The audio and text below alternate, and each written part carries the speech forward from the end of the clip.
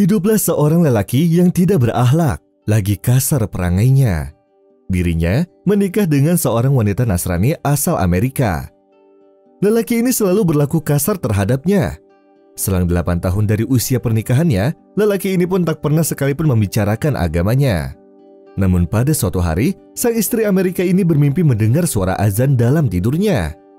Kemudian saat ia terbangun, ternyata ia sedang menonton TV yang terlihat di dalamnya orang-orang muslim yang sedang berjalan dan berbuka puasa di Masjidil Haram. Hatinya pun merasa sejuk tanpa ia sadari kala ia mendengar lantunan azan di TV itu. Sejak saat itu, ia pun mulai membaca Al-Quran dan mempelajari tentang agama Islam. Hingga ia pun akhirnya memeluk agama Islam. Ia pun bertanya kepada gurunya perihal suaminya. Kemudian sang guru menjawab bahwa suaminya beragama sama seperti orang-orang muslim pada umumnya yang mengerjakan sholat dan berpuasa. Ia pun sangat terkejut mendengarnya. Dan ia pun berkata dalam hati, bagaimana bisa ia tidak pernah mengabariku tentang kebenaran ini? Dan tak pernah sekalipun kulihat dirinya melaksanakan sholat atau bahkan memegang Al-Quran. Sehari setelah ia masuk Islam, ia pun memutuskan untuk mengenakan hijab. Dan suaminya pun ternyata tidak suka akan perihal ini. Sang suami pun memukulnya dan menghadiknya dengan alasan bahwa ia adalah seorang diplomasi. Akan tetapi hal itu tidak menggoyahkan hati sang istri untuk melepas hijabnya. Bahkan ia selalu mendoakan hidayah untuk suaminya setiap malam.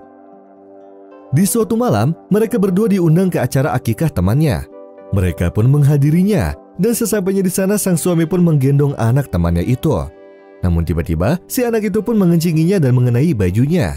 Sehingga ia pun marah dan mengembalikan anak itu ke ibunya. Tapi justru ibu si anak itu pun berkata padanya, untung saja air kencing ini tidak mengenai suamiku dan justru mengenaimu. Karena najis ini tidak berpengaruh terhadap orang yang tidak pernah sholat. Sang suami pun tertegun dan terhentak atas perkataan itu. Sejak kejadian itu, ia pun bertobat kepada Allah Subhanahu wa Ta'ala atas segala dosanya. Lalu ia pun mulai mengerjakan sholat dan selalu menangisi akan dosa-dosanya yang telah berlalu. Ia pun menghancurkan botol-botol minumannya. Sang istri pun bersyukur kepada Allah Subhanahu wa Ta'ala karena telah memberikan hidayah kepadanya.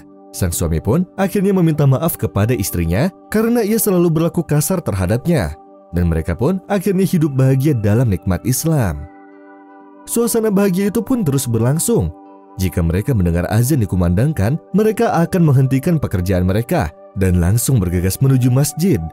Bahkan jika dalam perjalanan sekalipun, mereka juga tidak lupa untuk mengajak orang-orang yang belum masuk Islam agar dapat mengikuti jejak mereka.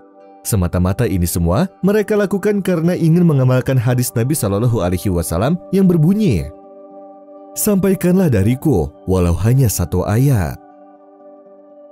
Ya ayyuhalladzina amanu ittaqullaha wal tanzur nafsum ma qaddamat lighadin wattaqullaha innallaha khabirun bima ta'malun. ولا تكونوا كالذين نسوا الله فأنساهم أنفسهم أولئك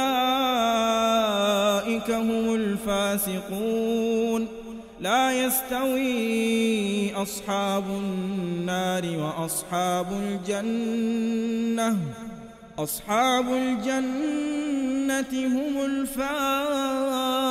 الفائزون لو أنزلنا هذا القرآن على جبل لرأيته خاشعا متصدعا من خشية الله وتلك الأمثال نضربها للناس لعلهم يتفكرون هو الله الذي لا إله إلا هو عالم الغيب والشهادة هو الرحمن الرحيم هو الله الذي لا إله إلا هو الملك القدوس السلام المؤمن المهيمن العزيز الجبار المتكبر سبحان الله عما يشركون هو الله الخالق البارئ المصور له الأسماء